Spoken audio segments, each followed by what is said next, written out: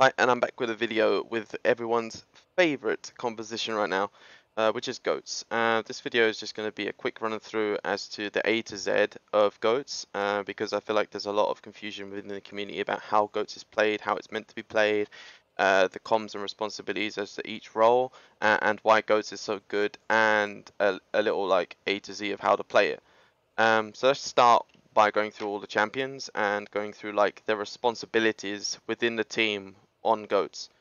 I'm not talking about like Reinhardt holding shield because it's obvious responsibility. I'm talking about like communication. I'm talking about target focus. I'm talking about like comm structure and how you use your abilities to then for enable this said person. So let's start with Reinhardt. So Reinhardt, obviously a giant tank that can do a lot of DPS if given a lot of room to do so. And in goats, he does get a lot of DPS down due to the fact that his hammer is AoE, and obviously his fire strike can be AoE too, depending on how many people he hits with it. Um, so Reinhardt's comm structure should be, he is the main macro caller in terms of map movements. So like, hey, I'm going this side, I'm going that side, we're pushing in this side. And then obviously he should be, in my eyes, the main target caller because he can see what's in front of him, he can see what abilities are being used, and obviously he is the one that's mostly going to be baiting said ultimates. Like holding a choke, Reinhardt could be swinging, he can bait the bubble so that they want to go in, and then he can retaliate with like, go in, they don't have bubble, I'm going on Ryan, or I'm going on Brig, or whichever one he feels that he should go on. Obviously communication with Reinhardt should be target focus, map control, map movements, and just the basic macro stuff that Reinhardt normally does within a normal comp. So like calling his ultimates, setting up his ultimates, getting the resources that he needs to do damage, and obviously get value from shatters. So that being with Brig. That's kind of the gist of it. Without showing like actual gameplay and stuff, it's pretty basic when you actually think about it properly, but it's kind of complex in the way it all comes together. So that's Reinhardt done. Brig. Now Brig's communication is somewhat probably should be the least out of all of the heroes in this comp. So Brig's like decent at everything. She does decent damage. She does decent healing. But she doesn't really have. She's like a jack of all trades, but a master of none. But she does really well at like protecting supports and protecting Reinhardt from like Doomfist, flankers in general, and obviously the other enemy Reinhardt. So what's Brig's job? Obviously Brig's job is to enable everybody else with like the stun, keeping them locked down, because she is the only form of quote unquote hard lock CC that they have apart from like Rein Charge, D.Va Bot Boop and stuff like that. But they're like not point and click CCs. Brig's communication should be kind of limited. Like she should be communicating her bashes. She should be following the Reinhardt's communication. So Reinhardt calls Reinhardt, for example, no bubble. She then goes for a stun on that target, and then you go from there. Brig isn't really a backline peeler in this comp. She's more of a go hard or go home sort of hero because she needs to do a lot of damage to therefore get a lot of healing. So as I said, communication should be bare minimum of calling stuns, and obviously calling her ultimates so that the supports know that, hey, I can get some armor here. And obviously everyone else has the armor too, which is good. Like especially on Zarya where her shield comes first, and with Zen their shields come first, so the armor actually stays on them for a little bit while longer. Things that most Brigs don't necessarily do is they don't stay close enough to their Reinhardt. They kind of play in between the supports and the Rein, which I think is wrong. That's in this composition, D.Va's job is to protect the backline from things like Sombra, whereas it's Brig's responsibility to keep the Reinhardt alive because she has the only burst healing, she has the only point and click CC to protect the Rein from any engagements. She's kind of like the enabler with the Zarya to the Rein.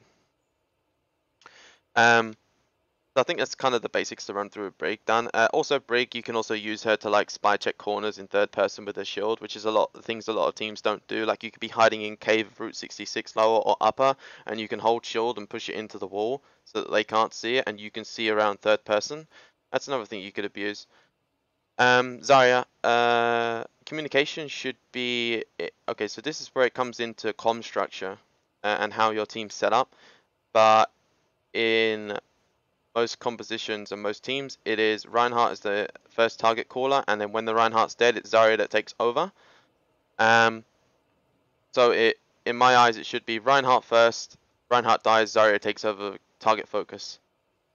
Because she's the only one that's like, she's the second highest DPS in my opinion, unless she's always fully charged, which is most of the time due in this meta. But I still think Reinhardt has a higher DPS if he's allowed to swing.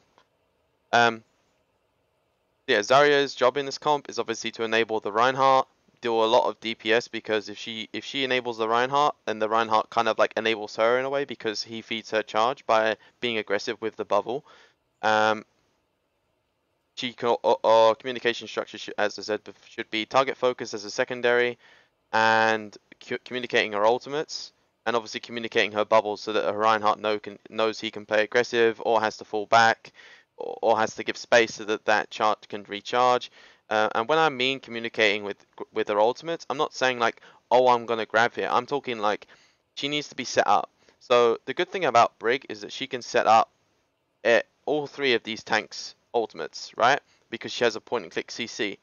So which person should you be focusing mostly when you have these ultimates? Well, when you have Zarya that has grab and she's calling, hey, I have grab, can we do something with this? That basically means that you guys need to go all in with the Brig to stun their D.Va, and then as you stun, you grab at the same time. So obviously you pull, everyone's going to group up trying to stop the Brig, and at the same time you're stunning the D.Va, and then you're pulling them all together.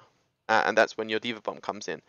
And then at that time, your Reinhardt would probably just pin the Reinhardt out of the grab, and you've got a team wipe. That's hindsight 2020. It doesn't always work out that way, but these are things you need to focus on when you're playing GOATs, how to enable each other's ultimates, because this isn't an FPS comp, I would say. It's more of a MOBA style comp where skills and ultimates are heavily reliant on this comp. Yeah, I think that's basics of Zarya already done. Nothing really else. Nope, nothing comes to mind. So D.Va. Now D.Va is like funny in a way, because you could use her in so many ways. You could use her as backline pressure. So say for example, you're all speeding in, and you know the enemy team doesn't have grab, so you're all speeding in, you're all focusing Reinhardt, and then they maybe have an Ana, or they maybe have a Zen slightly close to the fight. You can maybe break off away, and you could LOS, break the LOS of the healers by being a distraction in their face, eating nades, eating Zen orbs, so he doesn't have any DPS, and also forcing Mora shifts. Like, I feel like D.Va's job in GOATs is kind of like Boinson's job is in Floats.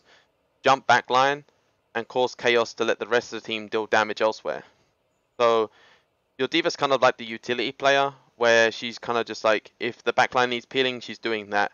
If their backline needs pressuring, she's doing that. If they have a Pharah, she's pressuring that. If you need combo, she's obviously doing the combo with a D.Va bomb grab. D.Va's comms are, I would say, the same as Brig, like kind of limited, but like you should be calling obviously when they have Graviton that you need high priority on the Zarya. So like you want to just be speeding in and holding defense matrix on their Zarya whilst your team is trying to kill her or force out the ult.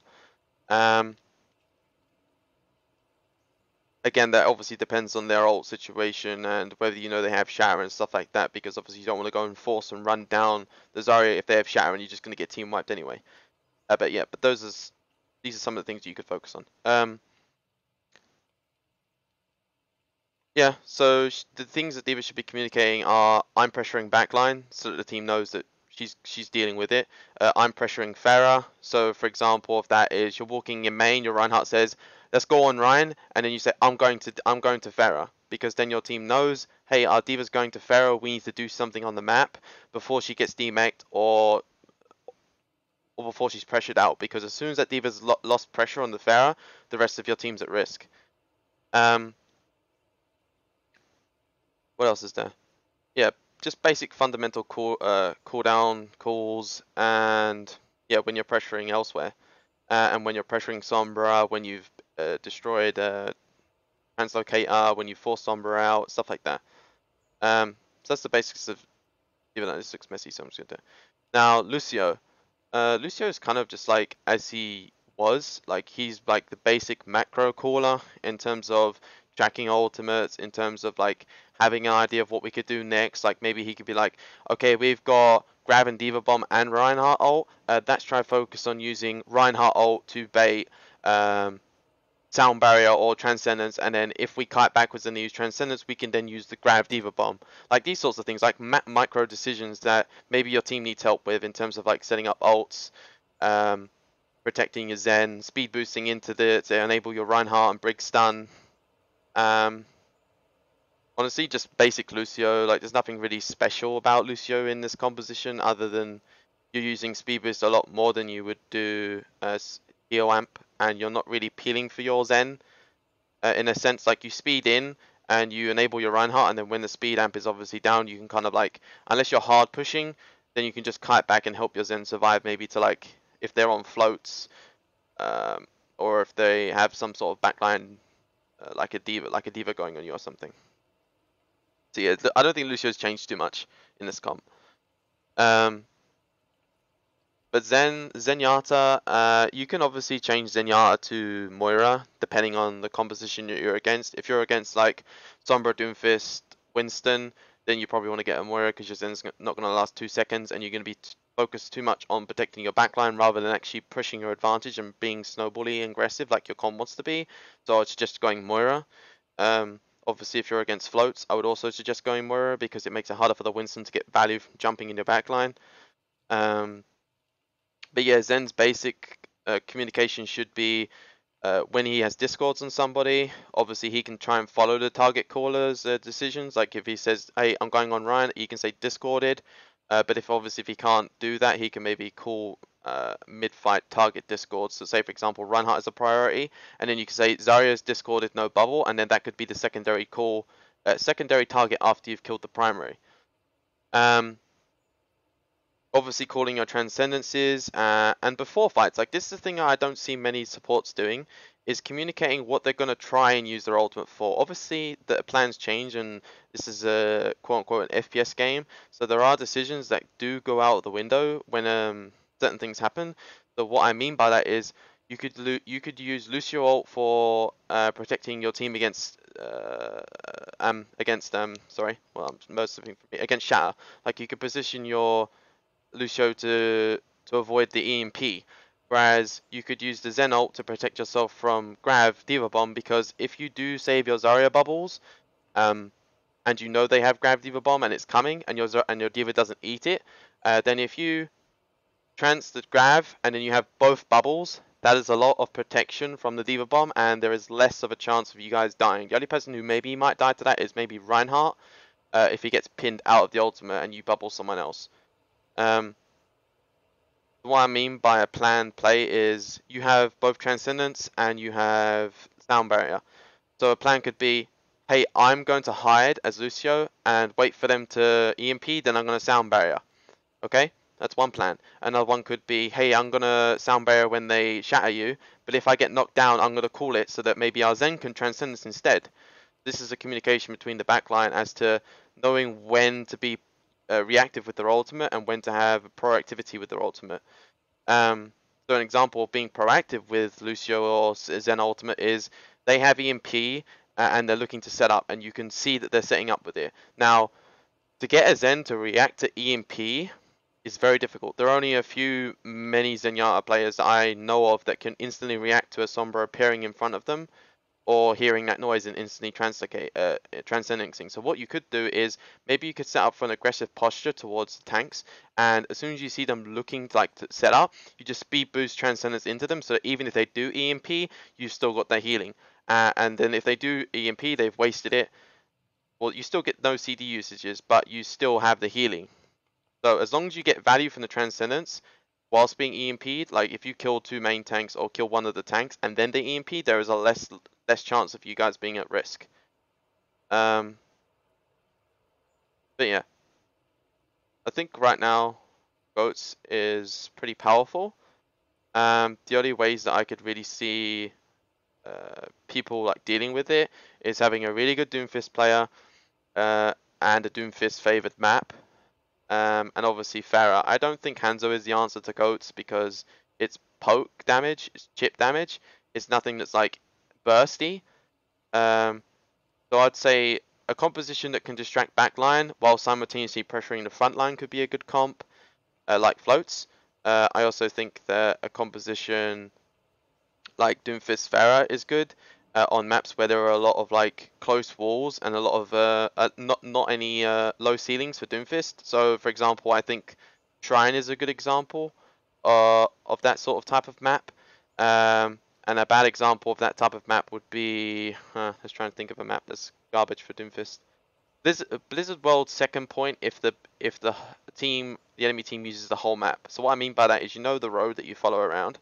That whole section is really good for Doomfist, but if the enemy team uses their brain and uses the outside portion of the map or the inside portion, it's difficult for Doomfist to really get much value because he has to engage into a choke and with a ceiling above him. So it's difficult for him. It's easier for him to get in, but it's difficult for him to get out. And as a cooldown based DPS, you really need the freedom to use your CDs to get in and out quickly. Yeah, hopefully that brings some sort of light to lower, like obviously higher tier teams probably already know all of this, but I hope this brings some light to like teams that don't really know how to run goats properly. They just see it, oh, this composition is amazing, but we have no idea about the responsibilities. But okay, let's talk about how you would play goats then.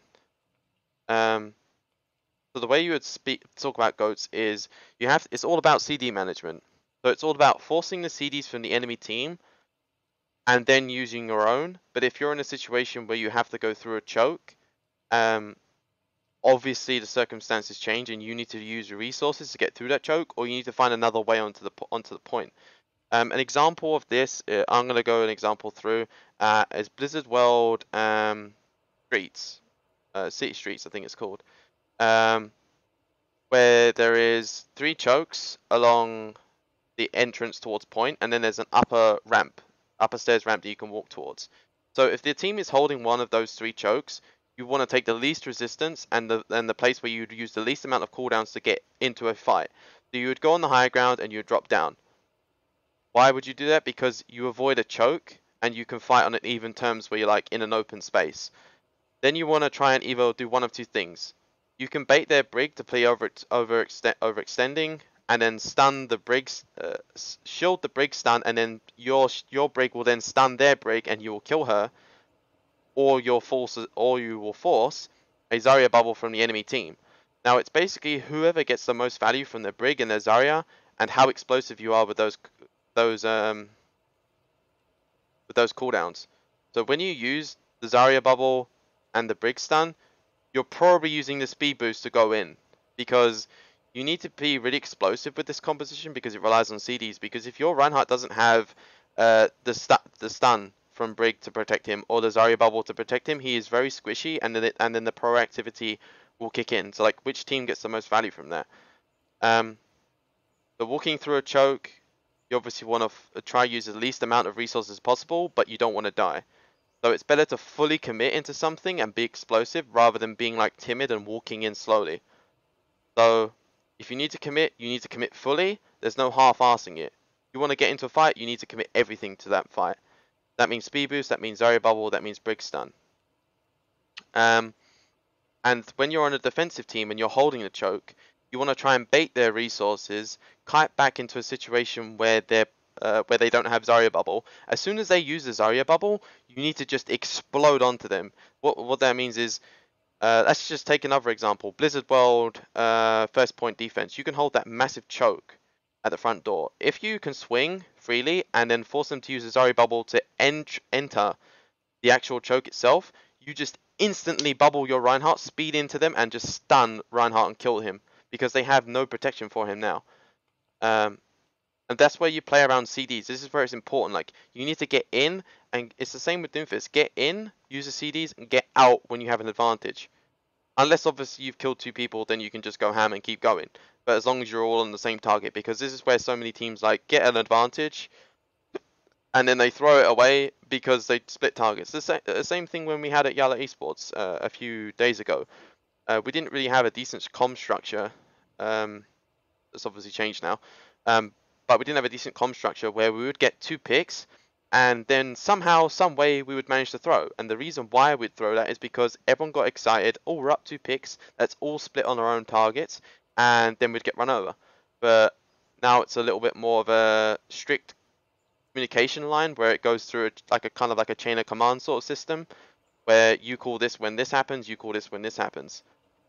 This is where like calmness, communication, and knowing when you're in an advantageous position is really good on goats, because going backwards is not an option. If you use your Zarya bubble and they don't, and you walk backwards, you are probably dead, because they're just going to use their speed, use their CDs effectively to actually mow you down when you don't have them. So hopefully this was a little bit of insight as to how to play goats at a basic level. Obviously, it's not very detailed because I don't have a VOD to go through and show you individual things, because obviously my team's in open and I don't want to share any information of the teams that I've scrimmed recently, due to obviously them being in open too. So hopefully when open finishes I can do more of a detailed run through and show individual mistakes and individual greatness and obviously team greatness, but that's at a later video. But for now we're just going with a basic run through of the A to Z and see if this helps anybody. Thanks for watching. See you next time, where we will cover floats or something else, maybe. We'll see.